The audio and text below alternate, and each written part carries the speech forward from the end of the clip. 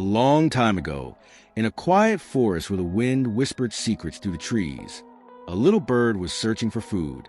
After hours of flying under the scorching sun, she finally found a single grain, her only hope to survive that day. But fate played a cruel trick. The grain slipped from her beak and got stuck inside the hollow of a giant tree.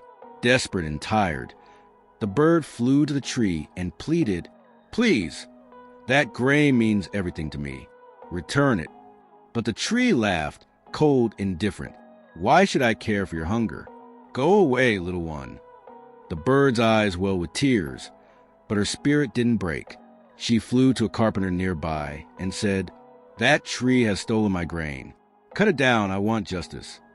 The carpenter raised his brow. "You wanted to cut down an entire tree for one grain of food? That's absurd." But the bird didn't stop there. She flew to the king. Yes, the ruler of the land. Tears in her eyes, voice trembling with pain, she said, "Your Majesty, I ask for justice. The tree refuses to return my grain. The carpenter refuses to help. Please command him." The king scoffed. "You came to me for a grain? I rule an entire kingdom. I cannot waste my time on your tiny troubles." The bird flew away again, heartbroken, hungry, but still not defeated. The next morning, she approached the elephant handler. "When the king rides the elephant tomorrow, make sure he falls." The handler gasped. "Are you mad? You want me to harm the king?" She told her story again, slowly, clearly, and with every ounce of pain. But he shook his head. "Little bird, this is not worth it. I won't do it." The bird flew away in silence. And this time, she flew straight to the smallest creature she knew, an ant, tiny, invisible, powerless. She whispered, "Will you help me? Crawl into the elephant's trunk. Irritate him until he throws the king." The ant blinked in confusion. "Why should I get involved in your fight?" Once again, the bird told her tale.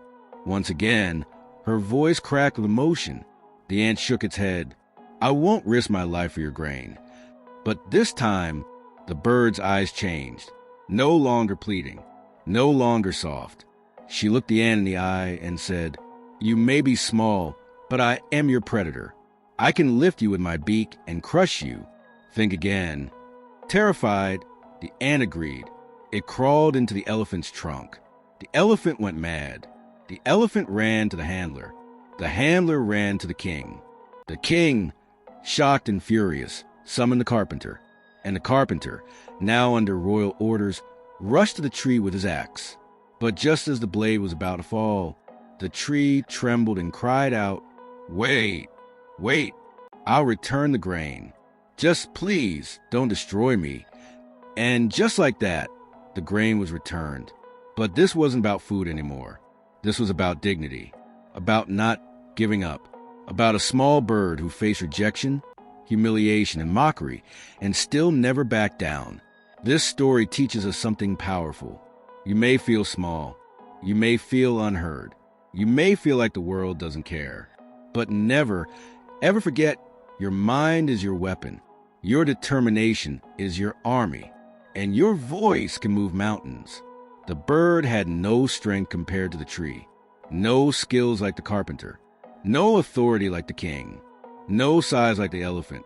But she had something far more powerful. Unshakable will, persistence, and the courage to keep going when everyone else said no. In life, you'll face rejection.